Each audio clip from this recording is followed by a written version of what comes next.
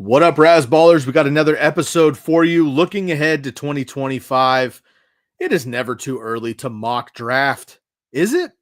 It might be. It's only January, but we're putting 24 in the rear viewer. We got a 2025 mock draft 101 looking at redraft, PPR, single quarterback. Tonight, we're turning the page on 24. We're lighting up 2025. Are your picks the same as ours? Let's find out right now on the Razzball Fantasy Football Show.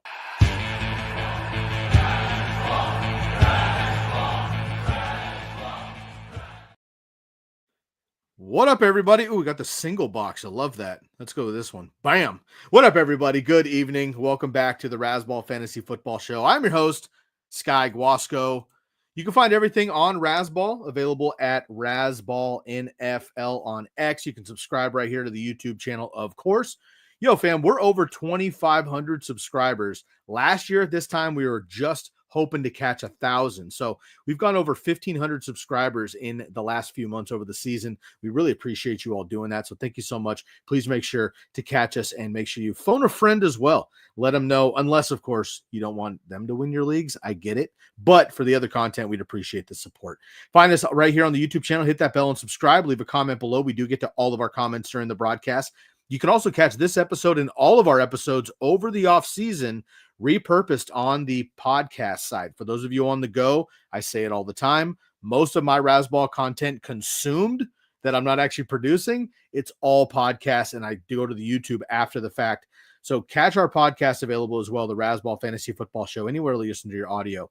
You can also, of course, all off season long, find all of our great writers available for you for free at football.razzball.com. We also have a number of exclusive tools. I know a lot of you have talked about our slot versus wide tool, our home and away splits, right? Those are really incredible tools available exclusively at Razzball. Right now, they're free. Go check them out.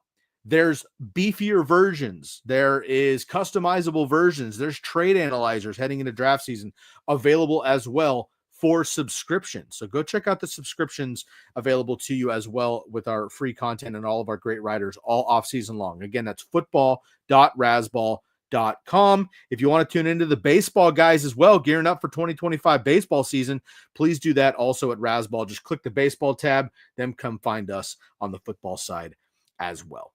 We got a fun one for you. Again, my name is Sky Guasco. You can find me on X at SKYGUASCO. We got a fun one tonight.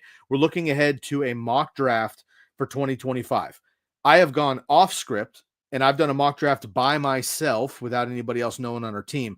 But I brought in my good friend, without any further ado here, Mr. Derek Favret is going to be joining me this evening. That's Derek_Favret on X. He will be reacting blindly to my mock draft. He has not seen this per request. We thought it'd be more fun if I break down who my picks are for the first two rounds of the 2025 PPR mock draft in redraft for now. Again, we're still in the NFL playoffs. A lot of this is going to be TBD, but it's kind of fun to see where these players have landed versus where they were drafted last year. That's, I think, the most important thing that I'm realizing. Now, guys like Jahmyr Chase and, Christian McCaffrey, Justin Jefferson, CeeDee Lamb, those guys were already at the top, upper echelon. But there's other guys, some rookies, right, that have climbed into that number one round, maybe an early number two, and maybe some surprises positionally as well that have backed into the second round too. So I've only got two rounds for you tonight. We're going to go through each pick, 24 picks. I'm going to give you who my pick is at that spot, and Derek's going to react to it. Once again, anyone joining in, you can feel free to jump into the comment section right now. Let me know if you agree with my picks, if you disagree with my picks, and why. It's really easy to say, Sky, what the hell are you talking about? If that's your answer, I want to know why it's a crazy pick. If you agree, just give us a thumbs up there. Derek, good evening, man. Thanks for joining us. Epic fail coming in hot. Miss y'all. We miss you too, buddy. An epic fail. I want to say real quick before Derek jumps on. We have some things happening in the back end, and we want to make sure that some of our loyal followers, listeners, viewers who have been with us all offseason, every Sunday morning in the articles, you guys get a little special treatment around here in Razzball. Epic fail. What we would like to do is if you could either drop your email address or maybe a social media handle in the comments, Instagram, X, whatever it is, so we can get a hold of you personally, bud. We would like to reach out to you. I'll leave it at that. And we do want to reach out to you specifically for all of your support here in the last season. So drop a handle below. No phone number, nothing. I don't want anybody who's not supposed to reach out to you reaching out to you. But drop us a handle, and one of us will get a hold of you from the Razzball side. We do have something for you. So appreciate you too, buddy, and hope your seasons went well. Derek, good evening, my man. Mock Draft 101. I know I'm insane, but I also know I'm not the only one looking ahead to 2025 so far. So it is early in the season, man, but what are you taking away from a mock draft before the free agency and NFL combine and the draft has even happened? We're still in 2024 in NFL terms. 2025, this is not dynasty, it's redraft. What are you actually taking away from a draft this easy?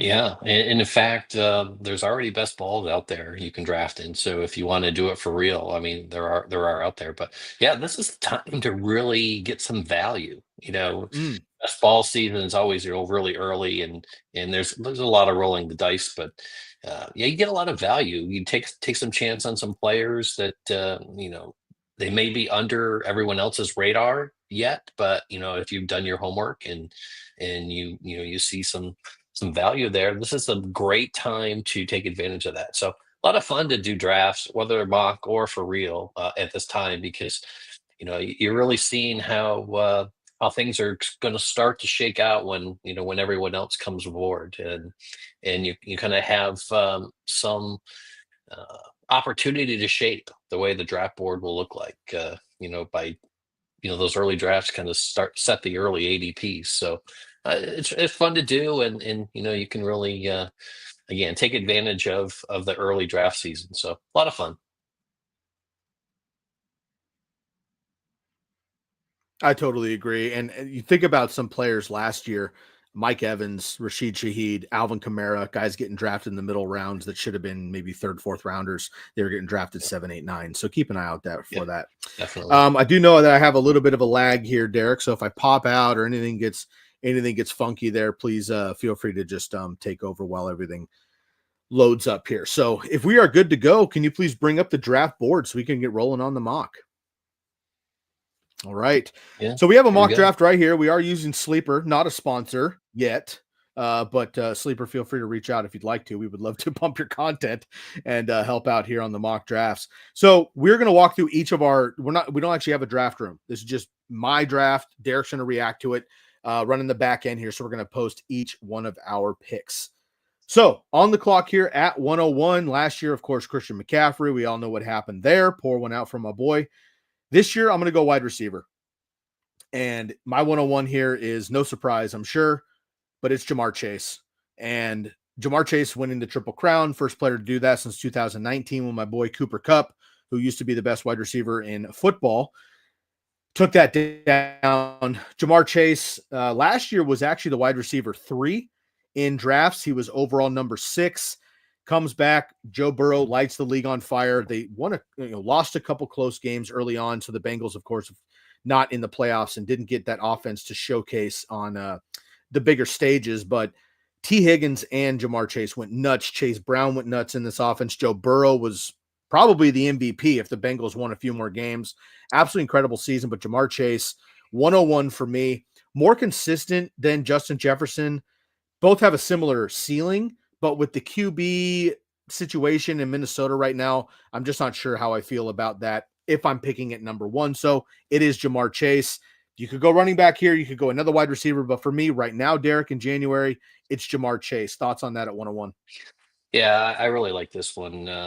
Actually, I tend to, if I have a choice, I tend to pick in the middle rounds. And like you said, he was either the third or the fourth wide receiver off the board in most cases. I got him, in 7 or even in 8, before. So the value there was tremendous, for what turned out to be, one of, if not the best fantasy wide receivers of the year, arguably. But yeah, I love it. I don't think he'll be number 1, when it comes time. So this is again where it's one of those times where, maybe there's some value, not necessarily with 101, but if you're going to be drafted someone like Chase, at 4 or 5, but you take a chance at one and see how this turns out, having him at 1-1 and then see who you get at the turn. So a lot of fun. I'm big on wide receivers early, and this is the guy,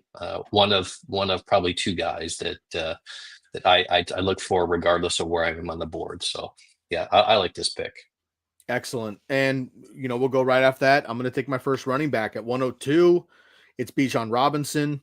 Again, you could go Jahmyr Gibbs. I don't think that other Saquon Barkley, Derrick Henry, of course, lit the league on fire this year, but we're going to come back to the age thing. And we're going to come back to blah, blah, blah and see what happens. So I don't think those two guys are going to be in the top two. And obviously, not obviously, but it won't be Christian McCaffrey unless he is 100% healthy way before camp, which we'll see if that happens. So for right now, it is Bijan Robinson. Finally took that massive step we expected last year in Atlanta. Kirk Cousins was on fire for the first half of the season and then fell off a cliff. Obviously, we know about that. Many losses. His interceptions was insane. Bijan Robinson lost out a little bit to that. Drake London took a massive step up this year as well, but that offense just looks great. High powered, not a lot of defense in that division overall, a ton of indoor games with all those domes. So I love Bijan Robinson at number 2. You can make an argument that he's number 1 if you think his receptions are going to continue and he has that upside. He doesn't score the way that I need my number 1 player to play. And Chase does, Jefferson can, Gibbs can, Saquon and Derrick Henry did. Christian McCaffrey would, obviously, if he's healthy. So a little bit shaky there on Bijan Robinson, but last year he was the 3rd running back behind Breece Hall and Christian McCaffrey. He was 5th overall, just ahead of Ja'Marr Chase last year. So top 5 pick. He returned value, and I love that. So right now he's my number 1 running back. He is my number 2 pick overall. Again, folks, PPR redraft single quarterback leagues. Derek, thoughts? Yeah, Bijan is going to be one of 3, maybe 4 running backs who will all be in the top of the draft in the first round. By the time August rolls around. Again, I'm a fan of wide receivers, so I'm going to be happy if I see a bunch of running backs go early. But Bijan, he's like you said, he's stepped out this year. He's become, if he's not a star yet, he's darn close. And so it doesn't surprise me that I'll see a bunch of Bijan Robinson picks as the running back 1. Whether it's at 1-1, 1-2, or 1-3, he's going to be the first running back off the board for a lot of teams. So this makes a lot of sense. Awesome. Third up, 103. This one's controversial right off the bat, and I totally get it. But I don't think the 2-headed monster in Detroit matters enough to keep out the current version of Alvin Kamara, and that's Jahmyr Gibbs. Jahmyr Gibbs last year was a running back 6 on draft day. He ended up much better than that, obviously, this year, but he was a 13th pick overall. He was a 6th running back off the board last year, and it's pretty early to call him a league winner at that draft pick, but he was a league winner. Down the stretch, he was absolutely unstoppable. 30-plus fantasy points in multiple games with David Montgomery out. David Montgomery is set to come back this week once the Lions resume play in the NFL playoffs. So we'll see what David Montgomery does and how he looks, obviously, the rest of this NFL season and in the offseason. I understand this is probably a stretch because when they play together, Gibbs is more of like a 5 to 8 running back, but he has the upside. And nobody can stop this offense when they're running on all cylinders. So for me, maybe you don't have to draft Gibbs at the 3rd overall pick. You probably will not.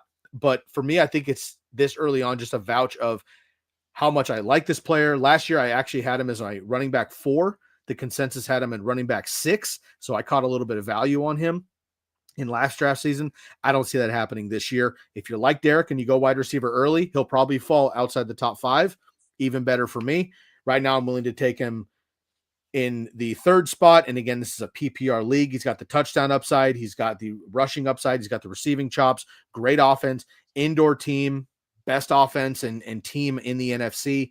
Right now, I don't see anything changing, even with Dave Montgomery coming back. Great offensive line, great defense. Jahmyr Gibbs is top 3 for me. Yeah, I mean, I just said, there's 3, maybe 4 running backs who are going to be high in the first round, and this is one of them. They excel together. Montgomery and Gibbs excel together, and he excels on his own. And so depending on what we see with Detroit, right, the rest of the way through the playoffs, if Detroit succeeds, I mean, they're just surrounded by talent, but a lot of it's going to be on Gibbs as well. So if Detroit succeeds, that's just going to really push up Gibbs' draft value for next year. So I don't think that this is unrealistic to think that Gibbs can be third or even the fourth pick of the draft. I mean, he had over 50 receptions, like you said, in PPR league. That's just gold, or as what Snoop says, peanut butter, but jelly on gold. So this is a great pick, regardless of where you get him. I mean, he's a player that you're going to feel real good about drafting next year, again, regardless of where you get him in the first round. And if David Montgomery does come back and they're mix and matching, Gibbs is maybe a top 6 running back, not top 3. But if David Montgomery goes down again, you know what the upside is. And that's just an upside that running backs, including Bijan Robinson, don't have right now. So I love that. Reminds me so much of Alvin Kamara, the way that he runs and avoids big hits. I think back to Kamara and Mark Ingram in 2017 when they were both playing together. They were both top 10. Ingram went down. Kamara became the number 1 running back overall. We could see that again for Jahmyr Gibbs. He's my 3rd pick overall, 2nd running back. All right, number 4, 104 here. No surprise, Justin Jefferson. You could take Chase. You could take Jefferson. For me, it's Chase, no question about it when healthy. You could take Jefferson at number 2 or 3. I wouldn't have an issue with that. For me, it's not the player. It's the rest of the team. You're going to hear that theme throughout the rest of my draft. J.J. McCarthy, Sam Darnold. Which Sam Darnold? Number 1 seed Sam Darnold, 14-1 Sam Darnold, or the last 2 weeks? 9 sacks in the game against the Rams to end the season. Looked horrendous. Unfortunately, the last 2 weeks, Jefferson had nothing to do with that. Addison's healthy. Hawkinson's healthy. Aaron Jones turned back the clock this year. They were unstoppable. Darnold fell off a cliff, unfortunately. Is he going to be retained? Are they going to pay him? Are they going to kick him out of Minnesota? Do they get J.J. McCarthy? J.J. McCarthy hasn't played in the NFL yet, right? In real snaps. What are you going to get in Minnesota, and how consistent is that for Justin Jefferson? I know he is incredible, but he had Kirk Cousins, who is viable. Then he had Sam Darnold, who was playing out of his mind the first 14 games, 15 games of the season. What are you going to get with a rookie quarterback essentially next year? We shall see. So right now, he's in my top 4 and top 5 out of respect for him personally, but does he have that upper top 3 echelon to pass Chase and to pass these other top end running backs? For me, I don't think so. Love Jefferson. We'll see what happens come August, but right now he's the 4th pick overall, 2nd wide receiver. Yeah, like we talked about, before we kick this off, with these early drafts, you're really going to see reaction to just what just happened. So, if you're drafted this week, Jefferson's probably going to be in the latter first round, just because, the uncertainty, like you said, at quarterback, what's this team going to look like next year? They ended kind of on a sour note, and that's going to affect Jefferson's draft stock to me. And so if you're drafting right now and you're, pick 9 or pick 10, you might have a good shot at drafting someone like Justin Jefferson. Now, by the time August comes around, or Labor Day, before Labor Day, that's probably going to change. He's going to go back to about this area where he is right now. But there's definitely an opportunity with someone like Jefferson, if you draft right now, to actually get some value and get him later in the first round. So I agree with you, talent wise and out of respect, he belongs in this 4 or 5 range. So having him at 4 is not much of a stretch, but because that's where he belongs. That's where his talent belongs. But the realistic aspect of drafting this early, whether it be mock or in a best ball, he's probably going to be available later in the first round. So, but interesting opportunities for someone like Justin Jefferson right now. Last year, he was wide receiver 4 off the board behind Tyreek Hill. Remember Tyreek Hill, folks? Tyreek Hill, CeeDee Lamb, and Jamar Chase. Jefferson was number 4 because we were concerned about this last year. Kirk Cousins goes, right? out of town to Atlanta. We're not sure what they're going to get. They get Sam Darnold. They got a rookie, J.J. McCarthy. And here we go with Justin Jefferson still being a top 5 player. So I expect him to repeat that. I'm just a little unclear at this point. Again, we're 8 months away from draft day, but in first comes a shove, it's a Jefferson at number 4. Number 5 here, Puka Nacua. You could go a number of different directions. I had a tough time rounding out my top 5 here. There's about 6 players I could put in this top 5 slot, depending on how your teams are going to draft. For me, though, it's kind of a bittersweet here, Derek. Puka Nacua being a top 5 pick means that I have to surrender to Cooper Kupp being Cooper Kupp. He isn't. I've held on as long as I could. I backed him last year. I drafted him I'm in 5 leagues. That's not dynasty because my players are my players in dynasty, but I drafted him in 5 leagues I could this year, every single league. Loved it, hated it, loved it, hated it more. Benched him at the end of the season, even when he was playing, and thank goodness I was able to. Super sad Cooper Kupp. I'll get into him in the offseason, but Puka Nacua has become the truth quickly. Shout out to our boy Styles, calling him out 2 years ago in the 16th round. It panned out. He was incredible last year, comes back, first, second round draft capital, comes back and is that dog again. He was wide receiver 8 off the board last year. He was about a front round, second rounder at pick 14 last year, but comes back in points per game, unstoppable in the playoffs, racking up his points as well. So I'm going to go Puka Nacua to round out my top 5. That's 2 running backs, 3 receivers, Chase, Jefferson, and Puka Nacua. And don't tell Styles, I don't want him getting too excited this time of year. I almost put Puka at number 4 with Jefferson at number 5. Yeah. I mean, he's clearly alpha there on a young team. Besides the quarterback, a young team that's really, their trajectory is still moving up, and he's clearly alpha. I mean, he's just a dog out there. He plays hurt. He just makes plays. I mean, he's one of those players that fans just love. You just fall in love with a guy like that. He works hard. I mean, he's a every down player. When he's out there, he's giving it his all. So whether he's blocking, whether he's making pass receptions, whatever, he's just a great player. So yeah, it's a little high for me yet, but I see what you're doing, and I can't argue with it too much. Remember you said, he was, early second round. He was kind of right at the turn or just after the turn, but that was really driven by his injury. In training camp, he limped into the first or the early part of the season. So right there at draft season, his draft value was taking a hit because of injury. And, if he had been healthy going in, he probably was going to be, and more likely or not, a late first rounder. So, the way he's played this year on that team is actually, wasn't really supposed to go anywhere. And here they are now, in the divisional round. So, Puka's going to be a solid mid first round pick regardless. And he's one of those players that, if he doesn't get injured and he plays the full year, he's going to be a safe bet to return that value. So many times we see first rounders who don't return value. He's one of those players that you really feel comfortable that he's going to return that first round value, if he stays healthy. My only concern, of course, is injury. That's it. We can't predict injuries. We can't avoid injuries on purpose unless they're hurt coming in.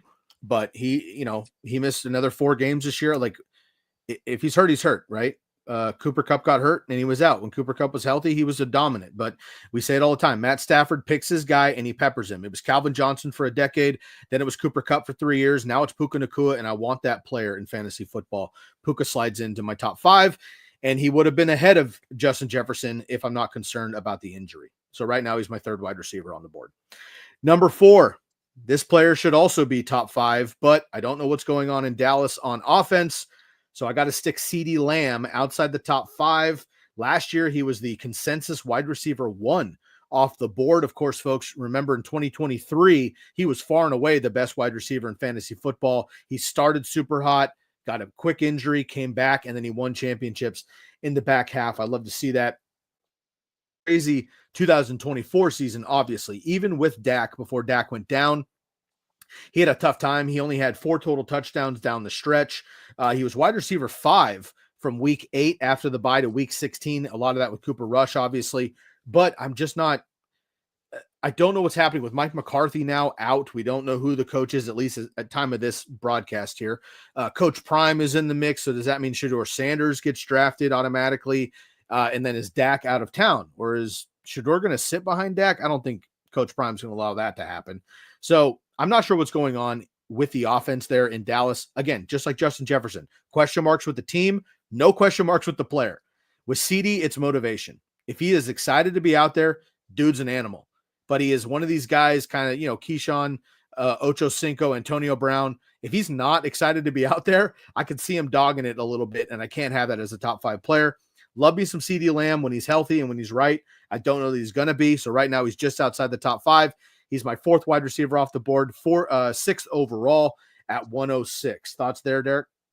Yeah, this is why I love drafting in the middle, having a middle draft slot. Players like this just fall to you.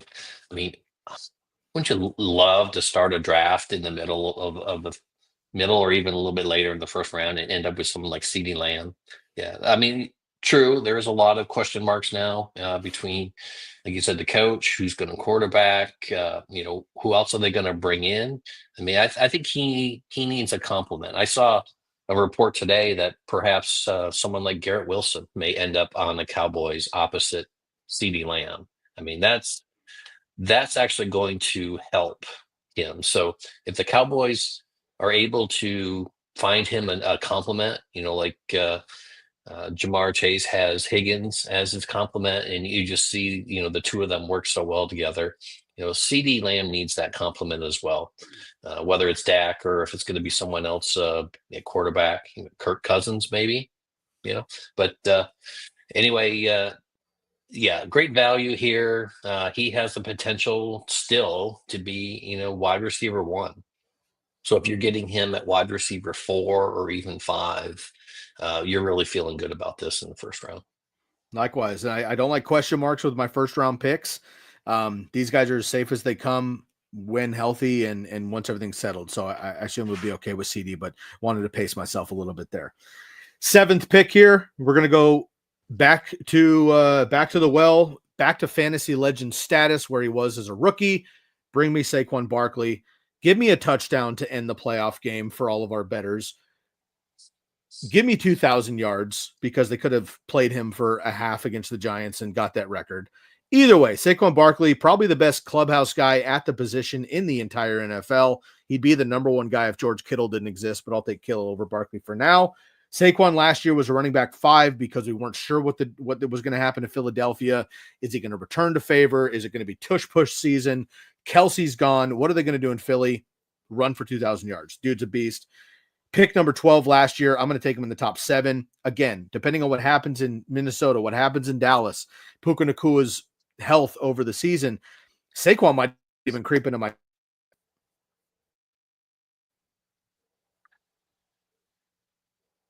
Yeah, lost this guy, but let me go ahead and speak to Saquon. I mean, yeah, like you said, his ADP put him at the turn last year at 12, 13. I was in some drafts, frankly, he fell to 15 or 16. I mean, there was just some uncertainty coming out of New York going to Philly, what he was going to be. And,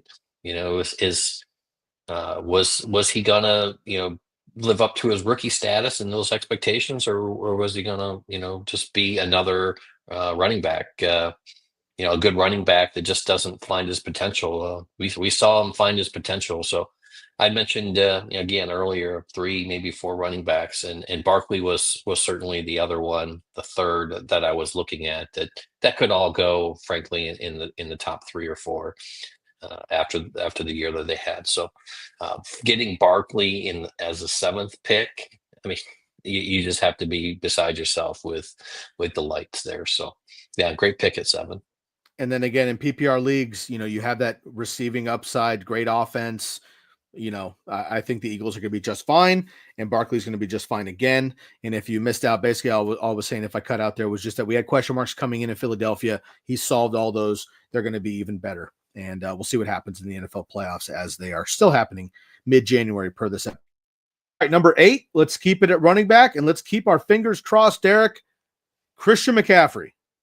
I mean, if he's playing, he's got to be a top 10 pick in my opinion, and he's just ahead of the next 2 guys for now if we're getting Christian McCaffrey back. I know that's a long shot. I know his calves are out. I know he's got tendonitis. I'm worried about it as well. We'll see what happens. Christian McCaffrey. Dude's a fantasy Hall of Famer. I'm just going to hope that he's healthy for right now on a great offense that bounces back when everybody's back. Give me running back 4 off the board, middle to late first round, Christian McCaffrey. If he's healthy, he's winning your league. Yeah, certainly immense talent, but huge question marks if he's going to be able to get back to where he was before. If he does, again, 8th pick, and you're coming out of that with potentially the top running back or the top fantasy scorer out there. So, but it comes with a huge risk. I think there's going to be a lot of people who are gun shy after this year going with him. I know. I think we're going to see him at least through a stretch, maybe until we get into training camp and we can actually get eyes on him and his health. He might even fall out of the first round next year. I think there's just going to be so many people who either were burnt by him or just are so scared to make that mistake, with their first pick that he might even fall out of the first round. So, yeah. Super risk, but super reward as well here. So I don't mind it. I probably wouldn't do it myself. There's a couple other players who I like here a little bit better, but I see where you're going. And maybe if he falls out of the first round, we're even more excited about that. Right? We catch like Cooper Kupp was going to be a first rounder, then he was injured. He came back, whatever. Derrick Henry fell out of the first round. He became Derrick Henry again. So I like it a lot. This year, we saw, someone like Saquon, in the second round, pairing up with, a stud wide receiver that you got in the first round with Saquon in the second round. Look how that turned out. Yep. So that this could be the same thing next year. That we saw this year with Saquon and whoever they picked in the first round. In one particular league, I lost to the championship because I just had too many injuries by that point. But I had Saquon Barkley and Derrick Henry drafted on the turn in a half PPR league. We were unstoppable until the championship week. Like it just didn't happen, so we lost. But we were unstoppable on that way. All right, Christian McCaffrey. I know it's the risky one, but that's what I'm going to go with there at 8 for now. Some of my rankings are based into this too. I know it's kind of early for a mock, but we're going with the 8th pick. This guy right here probably should and probably will be ahead of Christian McCaffrey at least, maybe even a little bit further. That's Amon-Ra St. Brown in the 9th pick. I know Matt loves him. I know we all love him on Razzball, and why not? Wide receiver, PPR 3. And he had 7 games of 20 plus PPR points. Of course, we love that consistency. 12 touchdowns on the year. He had 8 consecutive games with the score. And then he had another run of 3 consecutive games through the fantasy playoffs. Dude's as safe as they come. Again, avoiding injury. He was wide receiver last year. He was late off the board last year, I think, in the back half of the first, second round in most drafts, but then that PPR came around and he stacks it up on this offense. So here we are. We have Gibbs and St. Brown from the same team coming out in the first round, but we've seen that happen in the past. I think it can happen again here with the Lions. So give me Amon-Ra St. Brown as my wide receiver 1 in the back half of the first round. But again, you can still get a lot of talent there in the front half of the second round. Yeah, I'll just let you know, if you're in a draft with me next year, no chance he's falling that far. and I'm picking before 9th, you're not going to get Amon-Ra St. Brown. I can just tell you that right now. Yeah, tremendous value here at pick 9, in my opinion. He came out of the season as about the 5th, I would say about 5th ranked fantasy player, amongst the skill position players, behind Barkley, Gibbs, Chase. He's in that range. So to get him at 9th is a huge steal, in my opinion. I would have probably taken him as early as 5 or 6, to be honest with you. So great value here. And that's the beauty of, again, picking, drafting early. You're going to find, especially in these later rounds, you're going to find this value. It's going to be there, and you're going to maybe get some shares of players like this later on that you might not be able to get because they're going to be, in the early parts of the draft, and you're just not going to get them. So, yeah, I love this, and this is why this is so much fun to draft this early. He was wide receiver 3 last year off the board. He's wide receiver 3 to end it. So very consistent there. And again, I'm sure he'll be ahead of Christian McCaffrey. I just had to put him on there so we don't forget about what Christian can actually do. Number 10 here, maybe a surprise, maybe not. Certainly earned. Malik Nabers without a quarterback. This kid can only go up. He broke onto the scene, obviously, with Daniel Jones, who doesn't even have a job. He had Drew Lock. He had, Tommy Two Hands. If he gets any respectable quarterback in New York, he could be the wide receiver 1, frankly, overall. And I want that upside. He's got 23 PPR fantasy points per game to start the season. He was the number 1 wide receiver over the first 4 games before he had, as a rookie, of course, before he had that concussion that put him out 2.5 games. Took him a minute to come back. When he did, it was with the vengeance. From 7 to week 18. He was the PPR wide receiver 9, and he blew up in your fantasy football playoffs as well. He's going to be a top 5 pick next year. I can guarantee it, assuming he stays healthy. Buy the quote unquote value and dip right now while you can. He's going to be unattainable in dynasty leagues. So your only chance is going to be best ball and redraft. So Malik Nabers is somebody I want on all my teams. And again, a lot of question marks in New York, but it can only go up for him, in my opinion. So while I'm a little bit concerned about Jefferson and Lamb for now, whatever Malik Nabers gets is going to be better than what he's had. Kid's amazing. He's in a top 10 pick for me. Yeah, remember when we were debating between, Marvin Harrison Jr. and Malik Nabers, which rookie is going to be the better player for fantasy? And most everyone would chose Marvin Harrison Jr. and he was going at the 1-2 turn in many cases, whereas Nabers would fall into the 3rd round. And boy, if we could go back and redraft, yeah, for sure, he's going to be in that range now this year, where last year we were talking about Garrett Wilson at the 11 or the 12, at the turn. Nabers is going to be in that range, and like you said, if they get a quarterback in there, I mean, they've got a good running back in Tracy. You get a quarterback in there, maybe some another playmaker or an offensive line that gives a little protection to that quarterback, and Nabers might even be a mid 1st round pick. So yeah, again, a great value here early, before out of context, before we know what this team's going to look like. So there's maybe a little risk there, but like you said, he shined and set records, the rookie records, without having a real quarterback. So what if someone like, and I saw a report today, perhaps Kirk Cousins going to the Giants. So, and think about that, a quarterback who can deliver the ball, give him a little protection, and that's going to be a big thing with Cousins. And pair him up with Nabers, and he could really elevate this, 2nd-year wide receiver next year into, elite company. So, yeah, I like him. He's definitely going to be a 1st round pick. And we saw what Kirk Cousins was able to do with the other LSU Tiger and Justin Jefferson for a few years. So I like this a lot as well. Buy the value while you can. All right, number 11 here, Nico Collins. This one's not surprising to me, but looking at other mock drafts, it could be a little high right now. I think it's just the question mark of CJ Stroud. Are we going to get rookie CJ Stroud? Or are we going to get this year's CJ Stroud, which is really kind of deer in the headlights at times? Plus, Joe Mixon was unbelievable in the run game. So does that continue with the Texans? Their defense, of course, showed up in the NFL playoffs. Are they going to be defense and run heavy or pass heavy? Nico Collins obviously dominated. Wide receiver 13 last year. He was wide receiver 7 in PPR and points per game. He missed 5.5 games due to injury, but when he was out there, he was absolutely dominant. Tank Dell, unfortunately, may have his career over at this point, tearing the same ACL. Robert Woods is past his prime. John Mechie is fine, but coming up slowly. Hutchinson, who knows? There's a lot of other, question marks there in Houston. I think CJ Stroud and Nico Collins are the constant. For me, he's potentially a top 10 player, depending on what happens. He's definitely a 1st rounder. Yeah, and he has another gear, in my opinion.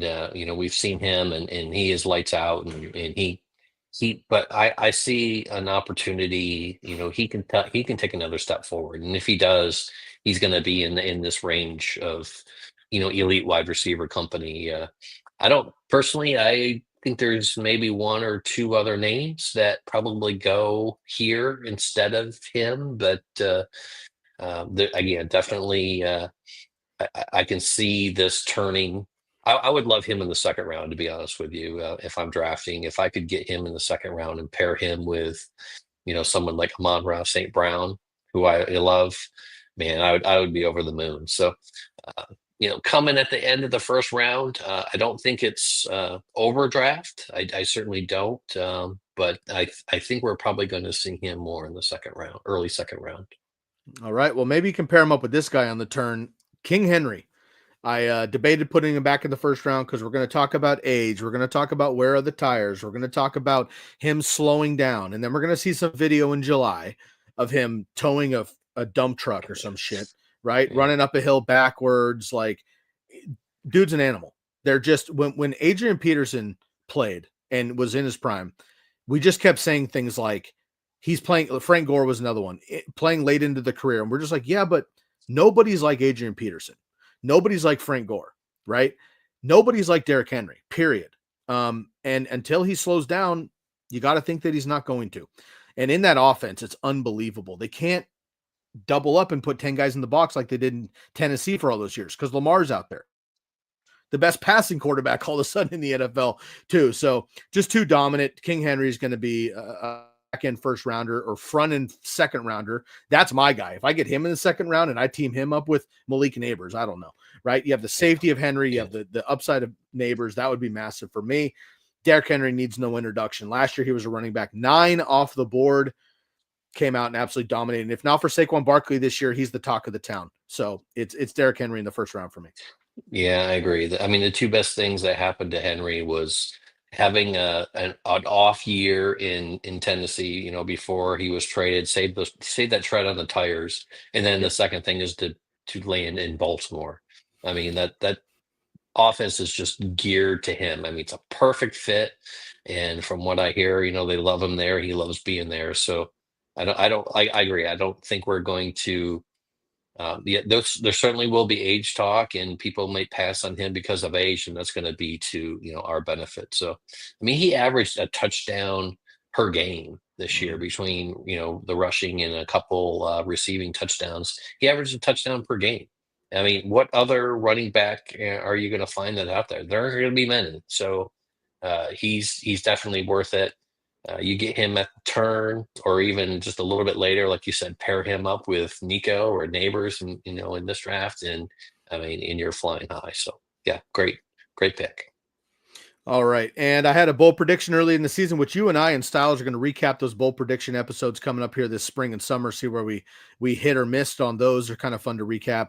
But I had a bold prediction that Derrick Henry was going to hit 20 touchdowns in Baltimore. Of course, that's an insane number in today's NFL. He just fell short, but not by much. Not So by it was much. pretty incredible there. All right, Yeah. for the second round here, we'll speed it up just a little bit. First of all, for the podcasters, Derek, can you wheel over just a little bit? Keep it right there on the screen, and I'm going to rattle off the first round. In the second round, Derek, I'm going to give you 3 names in a row. We're going to put them all on the screen, and what I'd like you to do is pick your favorite pick of those 3 at the value, or some guy you're like, Sky, what the hell are you thinking, and why? So we'll speed it up a little bit faster in the second round. In the first rounder, though, we have Ja'Marr Chase at 101. We have Bijan Robinson at 1-2, Jahmyr Gibbs at 1-3. We have Justin Jefferson, Pika Nacua, and CeeDee Lamb going at 4, 5, and 6. Then we have Saquon Barkley and Christian McCaffrey back-to-back at 7 and 8 in the first round. Amon-Ra St. Brown, Malik Nabers, and Nico Collins wrapping out 9, 10, and 11 for 3 wide receivers, and King Henry at the 12 slot. Chase, Robinson, Gibbs, Jefferson, Nacua, Lamb, Barkley, CMC, St. Brown, Nabers, Collins, and Henry to brack out the first round. Comment below on how you feel about that. Is Christian McCaffrey too high? Is Justin Jefferson too low? How are we feeling about all that so we can keep our tabs on it? All right, we're heading into the second round here, and we'll make sure we get that Buddha back up. You should be able to just click on the one that you had, the one that's drafting or pre-draft maybe. Here, I got it. I'm back up. Cool. Should be on the side. Do you see it? I still just see the mock side on. I'm back on here. I'll just quickly Yeah. share it again. No worries. While you do that, I'll take a quick break and just remind everybody that we're going to be around here all spring, all summer, heading into next year. We don't go anywhere. We do slow down a little bit. We got about 2 podcasts per week, but we have 3 articles per week for you as well. So Monday, Wednesday, Friday, articles are dropping on the website. That's football.rasball.com. And on Tuesdays and Thursdays, we're going to have podcasts for you live with our crew as well. No Sunday live because we don't have any games, but we do have some playoff DFS. We have some playoff primers heading up as well. So those of you in like playoff competitions and stuff for the NFL, we will be able to hit those for you as well here on the show. But everybody in Dynasty, we got Dynasty content. We're going to be covering free agency. We're going to be covering the NFL draft, of course, the combine. We get it all for you. So keep it locked here to the Rasball Fantasy Football Show. All right, let's get back to the draft board here. Head into the second round. And Derek, once again, I am going to tally up here the 3 picks in a row. Give me the guy you like the most of the value or the guy that maybe is just totally off base for you. I'll line up each 3 of these guys first so they have them to see, and then you can go ahead and give me your content. So the first pick of the second round is Achane of the Dolphins. We got to line these up. It'll just take just a second here. And if it's easier for you, you can also search for those names. At 202, we're going to go another rookie here. That is Brian Thomas Jr., who I almost slipped into my first round. Kid's absolutely incredible, of course. And we'll see what happens in Jacksonville. But I love his value and his upside. He actually was the wide receiver 1 overall heading into the fantasy football playoffs and absolutely dominated there. So look at him all the way down the draft boards last year. A league winner. Absolutely. We're going to get into our rewards over the fantasy football playoffs to end the season. So you can catch all those, but Brian Thomas, a popular candidate there. And then at the 2-3, Josh Jacobs, who, of course, everybody knows I famously have been hating on for the last 5 years of fantasy. But as soon as he went to Green Bay, I became a fan and a bandwagoner, and I feel good about that. Achane, 2-1, 2-2. We got Brian Thomas Jr., and at the third pick of the second round is Josh Jacobs on the Packers. Who do you think is your favorite pick in that for value, or who is somebody that's just too high for you? Yeah, no, I love Brian Thomas Jr., and I plan to have a lot of him on my teams next year. But Achane is actually the one I want to talk about because, when you were back in the first round where you're talking about Jahmyr Gibbs and what he brings, everything you said, I heard Achane because I see him in that same mold. And so if you can get Achane cheaper, second round, and get someone like Jahmyr Gibbs, as a comparison. So I love the Achane pick. I think he probably more than in some other running backs that we're going to see has a chance to really make that step forward and to become first round value. So Achane is the one that really stands out here to me. Again, I see him and Jahmyr Gibbs very, very similar. We saw that progression with Gibbs. We didn't really see it with Achane like we thought we would. But next year's the new year, and he's got the skill set to do it. So I like the Achane pick in the second round. My only concern there is Tua / Dolphins offense / Tyreek Hill / any other running back coming into town, because all the old 49ers are past their primes and not probably going to get much run anymore in that backfield. So a lot of question marks in Miami. Love the talent. We'll see what happens. Brian Thomas will probably slip into the first round potentially for me come off season. But again, that's maybe just my ranking. If he's in like the back of the second round, Derek, we're going to get a ton of value on a player like that. And we know what Josh Jacobs can bring in that offense. All right, let's go. Second round, 4th pick, 5th pick, 6th pick. Kyren Williams at 204. We're going to shout out to my boy Bob Lamarco, who, if anybody is late to the program, Bob has actually stepped away from Rasball, but he's going to be with us from time to time on shows, and he's certainly still part of the family, but he has stepped away officially to focus on his family there. So Kyren Williams goes at 2-4. 2-5, Jonathan Taylor. Question marks there in Indianapolis. What version of Anthony Richardson are we going to get? Do they bring in any other top-end wide receivers? How does that offense look? A little bit not concerned, but he's just not an automatic like he was 2 years ago. And then here we're going to break the mold a little bit. Tight end, Brock Bowers. I believe in it. Not very often do you see the top 10 repeat himself at the tight end position. I just don't see it not happening because of the circumstances. Now, he didn't have much of a quarterback, didn't have an offense at all. He had a run-heavy offense, and he didn't score a ton of touchdowns. Brock Bowers sets the rookie record for receptions and for yardage. We know he has the upside. We knew he was going to be incredible in a game record when he came out of Georgia. We expected this to happen with Kyle Pitts out of Florida and Atlanta. Obviously, that has not materialized. I do see it being consistent and happening again with Brock Bowers. We've seen another couple tight ends. Evan Ingram comes to mind, who came on the scene and blew up as a rookie, Sam Laporta, and then fell off. I just don't see it happening with the Raiders. The Raiders cannot do anything but get better. And they're going to be chasing in every game in that division. It's going to be Brock Bowers early and often. He's the best wide receiver. He's the best tight end. He's the best playmaker on that offense. It's got to be Brock Bowers. He's going to be a mid-second round pick for me. That is my 4, 5, and 6 pick in the second round. Who stands out to you, Derek? Yeah, it's going to be Bowers. I think if you draft early, you're probably going to be able to get him a little bit later than this. But depending, who's going to be the head coach there, who's going to be the quarterback, what other additions are they going to make for the Raiders in Vegas? And like you said, he is a stud. Is he the tight end 1 next year? Probably, but there's still going to be a number of people who are going to say, well, Laporta came in and he was after his rookie season, and look what happened to him.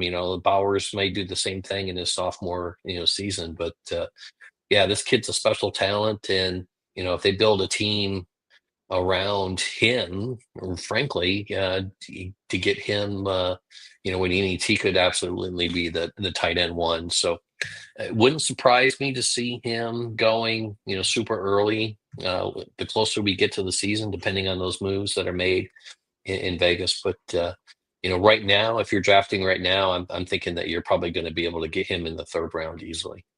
Nice. Yeah. Again, the upside of a great tight end. We saw it with Gronk forever and Jimmy Graham. And then we saw it, of course, with Travis Kelce for a long time and George Kittle and some others. If that guy hits and you get it with Mark Andrews, it goes off. So I'm going to stick with Brock Bowers. All right. Pick 7, 8, and 9 in the second round. Mike Evans. Of course, just legendary career, Hall of Famer already, 11th season, which is an NFL record to start a career with 1,000 yards in each season. They obviously worked to get that. Great mold with Baker Mayfield. I don't think anything changes there in Tampa. They have outproduced this year. I think that continues. So Mike Evans back in the second round after we got value from him last year. At the 8th pick, T. Higgins. This one might be surprising. My only concern with T. Higgins is just like Pika Nacua, it's going to be health. When he is healthy, he was the number 2 wide receiver in points per game behind his teammate, Ja'Marr Chase. That's to show you how great the Bengals were. Ja'Marr Chase, T. Higgins, and Joe Burrow, all incredible in points per game. Sans injuries. Derek hit it on the head earlier. Are they going to bring in some offensive line? What are they going to do to maximize the potential there? And does he stay in Cincinnati? Big asterisk, obviously. If he ends up, I don't know, he's that number 2 in New York or something, or he goes to Dallas, whatever, it could change up big time. So we'll see what happens. But right now, I'm going to buy in on T. Higgins once again, but that's going to be a little bit risky. And the way my draft worked out, Pika Nacua, T. Higgins, a little risky, but so much upside there, Derek. We'll see what happens. And then the next pick there, the 9th pick, is going to be another tight end, Trey McBride. 2 tight ends in the second round. We saw it for years and years and years. Last year, it burned us. Hawkinson, Laporta, Andrews, and McBride, all those guys kind of fell off a little bit. McBride obviously was great, but just didn't score. But I'm going to go back to the well. Game changers at this position, Brock Bowers and Trey McBride in the second round for me. So my 7th, 8th, and 9th pick in the second round, Mike Evans, T. Higgins, and Trey McBride. Yeah, I mean, what can you say about Mike Evans? You get him, you drafted him, you're expecting 1,000 yards and 10 touchdowns, because that's just what he does. Until he doesn't, and we haven't seen him not do that yet. So definitely, he's a player I think you still count on. I mean, Tampa went out, kind of with a dud, this weekend, and I don't think many of us expected them to go out flat like that, like the way they did. But Mike Evans was a star. I mean, he carried the team when he was in there, and him and and Baker have something special there, and there's no reason to think that that won't continue next year either. So yeah, I love him as a second round wide receiver. All right, you give Trey McBride a couple of touchdowns too. He's probably a first rounder, so incredible upside there for the Cardinals. Okay, let's go with 10, 11, and 12 to wrap up the second round here. Give me Bucky Irving. We've got 2 Buccaneers in the second round. I can't put him in the first round yet. I have seen a couple of mock drafts already that do have him in the first round until Rachaad White is just a definite number 2, which I've been saying all season. But of course, I'm biased with the Ducks.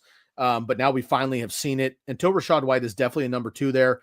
I can't bring him as a first round or even early second round because, guys like Jacobs, Kyren Williams, Jonathan Taylor have that bell cow role. But Bucky Irving, we saw, broke all sorts of rookie records there as a running back. Elusiveness, has the touchdowns, can catch the ball. Give me Bucky Irving in the back of the second round. And as my draft is lining up here, if I got Jahmyr Gibbs, and maybe Devon Achane for you, Derek, but if I get Gibbs and I get Irving, that's an incredible running back room to solidify at the top of my draft. And then I have Drake London at number 11. I think he can only go up, honestly. The talent is immense coming out of USC. He did fine with Kirk Cousins. Kirk Cousins fell off. He did not. Then he got Michael Penix, right? We don't root for Huskies on the program, but we do root for fantasy points. Michael Penix is the truth. I'm going to like him a lot next year. He had Rome Odunze in college, and we saw what happened there with Washington. So give me Drake London the back half of the second round. I think he can only go up. The way this draft landed, of course, I would not draft a team like this. Bijan Robinson and Drake London, both with the Falcons. I wouldn't draft a team like that. It fell in my ADP right now, but nonetheless, I want him in the back of my second round. And third, do not forget about this guy, assuming he plays. If Rashee Rice is a Chief and active next year, he's a second rounder for me, no question about it. He played 3 games last year before he got injured, and the rest of the season is off. Of course, he's also still facing potentially some legal allegations. We'll see what happens there. But on the field, Rashee Rice was the wide receiver 2 overall behind only Malik Nabers over the first 3 weeks of the season until he was out for the rest of the year. He had 2 total touchdowns in that time, again, over 3 games. Wide receiver 16, 14, and 3 before he got injured. Patrick Mahomes is Patrick Mahomes. He's not Tyreek Hill, but we need that number 1 guy. Patrick has not really had that guy this year since Rashee went down. So give me Rashee Rice. Don't forget about this guy. He's not going to be a second rounder. I'll tell you that right now. This is just my caveat to end my draft for right now. He will not be a second rounder on draft day. He's probably going to be like a 5th rounder, 6th rounder. But last year he was the 9th because we were worried about him being suspended. He did not. I picked him up everywhere. He crushed for 3 weeks until he got injured. Do not forget about Rashee Rice. I put him here just so we could talk about him early in the season. I'm going to kind of flag plant this dude. He's going to be probably a 5th or 6th rounder, but he's a second round pick talent for me. Derek, he's probably obviously the name that's too high right now, but who stands off here with London and Irving and Rice to end up the second round? And I think you make a great point with him too, by the way, with Rice, because he is going to be forgotten in a lot of drafts from a lot of people. That works for me. Yeah, I agree. But yeah, London, I really honed in on what you said with Drake London, and I agree. I think he makes another step forward next year, especially, get him a full season in the offseason with Penix and just to build that chemistry there. I mean, they've got a pretty good team there, pretty good offense, and it's coming together there. And I kind of see a similar trajectory there in Atlanta, like we saw with Washington this year, and how they rallied around their quarterback, the young quarterback, and the receivers who were there, and just the team in general. So a lot of weapons there. He's primed for making a step forward. So yeah, getting him late second round, like this, definitely has upside to that value. So I like London here a lot. All right. That'll wrap up the first 2 rounds. That's all we're going to do for tonight, folks. Again, that took an hour just breaking down 2 rounds. It's a lot to go through. Derek, I'm going to recap the second round here for the podcasters, but look over the entire draft board for now, the first 2 rounds. I want to hear the pick that you like the most with the value, the one that you agree with the most with me, and the one that you disagree the most with. Take Rashee Rice out. Obviously, I know that one's a fireball, and let's take out Christian McCaffrey as well, because there's so many compliments there. We already talked about him, but which one do you agree with the most? Which one do you think are just you and I are at difference on overall in the first 2 rounds? For the podcasters, to kick off the second round, I had Devon Achane. Then I had Brian Thomas, then 3 running backs in a row. Jacobs, Kyren Williams, and Jonathan Taylor as my 3rd, 4th, and 5th picks of the second round. Went tight end in the middle of the second round here with Brock Bowers at 2-6. The legend Mike Evans, the healthy T. Higgins, still on the Bengals at 6, 7, and 8. And then McBride, Bucky Irving, Drake London, and then again, I squeeze in Rashee Rice, but we talked about what'll happen with him. So that is the second round there. You have everything else listed up. I'll put it in the comment section below for the podcast and for the YouTube channel, but you can see it online there. Derek, what pick do you agree with the most at the value, and which one do you disagree with, sans Rice and McCaffrey? Yeah, the pick I agree with the most actually is Brian Thomas Jr. at 2-2. I mean, I think that's a fantastic pick. I think that's probably about where he's going to peak too. You might even be able to get him a little bit later, but I mean, I think that's a great pick. Pair a wide receiver, young wide receiver like that, with in the second round. So you pair him with a top either running back or wide receiver in the first round. I mean, I think that's a tremendous way to start the draft. And I really like Bucky Irving, late second round as well, especially if you draft a stud wide receiver first and you get someone like Bucky Irving, who I expect to, just to pick it right up where he left off next year. So getting him late in the second round after, smashing a top wide receiver in the first round is a great start as well. Love that. We talked about McCaffrey and Rice. Who's somebody that you're disagreeing with me on? Is it the tight ends? Yeah. I particularly don't tend to go after tight ends, but what I actually disagree on is a name that I don't see on here. Okay. And is AJ Brown. AJ Brown is not on the board. No, he's not. You talk, okay, yeah, maybe, Rashee Rice falls out, or, McCaffrey doesn't go that high, or, the tight ends, but, and what it's not that, he's not on there because someone else is, but just look at that wide receiver board. I mean, that's a tremendous wide receiver board. And someone like AJ Brown is slipping, in this case, to the third round. I mean, that just shows how deep wide receivers are, and you can make a case. I mean, every one of these even Rice, I can make a case where every one of these wide receivers on the board belong in one of the first 2 rounds, and someone like AJ Brown's he's not there yet. So that would be I would move him up. He would probably be middle second round to me. I'm not sure exactly where, because I love Mike Evans. I love Higgins. I love London, of course, Brian Thomas Jr. So I'm not sure where he fits in there, but he's probably going to be middle second round for me. That's my issue. Where do you put him? The pass attempts for Philadelphia plummeted this year with the run game with Saquon Barkley, and rightfully so. Devontae Smith, when he's healthy and Dallas Goedert's healthy, there's just not enough to go around. We know that AJ Brown is an alpha of alphas. We get it, but we saw in the playoff game, people make fun of him reading on the sideline, whatever, but he didn't have the stats, right? Like they Right. won the game basically going away against Green Bay in the second half, and the game was over, and they just didn't need him. That's great for the team. That's horrible for fantasy. And we know what he's capable of. 2 years ago, what was it? I think it was like 7 straight weeks to kick off with like 150 total, like or 115 total yards. He's incredible. I know that, but this is the same issue I had with Debo last year, and I missed out on him, and thankfully I did. Was just like, if he's not definitely the number one guy, I just don't see him being. Do you put him? Rice, okay, you kick him out and put him at the back end of the second round, fine. But I could also make a case maybe for Terry McLaurin. Let's not forget about him, right? I mean, there's a number of other guys that are listed here that I almost put up in that upper echelon, of these guys. Like Ladd McConkey probably won't be that high, but like he could be when he was healthy. So there's a couple other dudes I'd be curious about. Some alternates I left out. They're third rounders for me right now, but some guys on the turn that I could alternate in, Derek, would be, and you brought up AJ Brown, so I'll just list these names real quick. Joe Mixon, James Cook, Terry McLaurin, as I mentioned, and then don't forget about Alvin Kamara, still a top 5 running back. Yeah. So those are guys that are still like shuffling in the back half of the second round, third round. But either way, you could take the tight ends out if you want to not draft that way. You could take Rice out if you don't want to draft that way. You can remove Christian McCaffrey if you don't believe in it. There's 4 slots that open up in the first, second round, so maybe you add in some of those auxiliary guys. But I appreciate you bringing up A.J. Brown there. Any final thoughts on the first mock of 2025?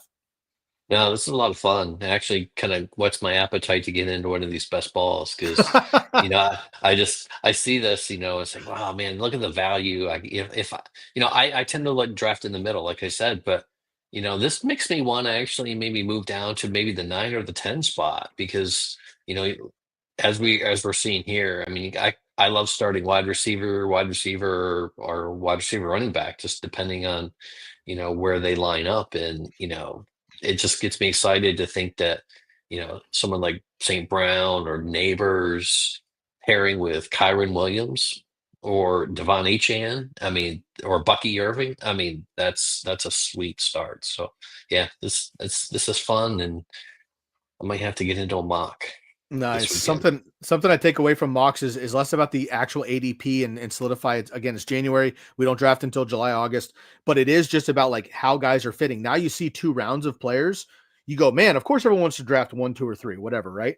But then you go, man, that turn looks really nice. Or CeeDee Lamb and Mike Evans, Pika Nacua and T. Higgins stay healthy together, right? Brock Bowers and Saquon Barkley, right? Now I just go wide receiver for 5 rounds.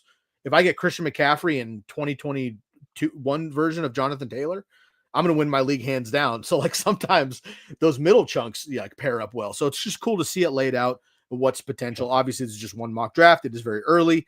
We'll see what happens moving forward. But we will get this published again on the podcast side. I do have an article live right now on football.rasball.com with the outline of every pick that I had and a couple brief notes and some more numbers for you nerds out there that like this kind of stuff. Derek Favret, join me again for the podcast here. We'll get into more mock drafts. We're going to get into all of our fantasy rewards, which are super fun. Derek's covering quarterbacks. I'm into the running backs. We got wide receivers. We got all of our offseason content. Very excited for that. So stay tuned here to Rasball on the Fantasy Football podcast and also on the YouTube channel. And of course, you can catch all of our assets available for you for free at football.rasball.com. Fail, if you're still with us, buddy, drop us a link and where we can connect with you personally. We would like to do so and offer something up fun for you and all your commitment. So appreciate you very much. We'll catch you next time on the Rasball Fantasy Football Show. For Derek, my name is Sky. Be safe and be good to yourself and each other. We'll catch you next time. We are out of here.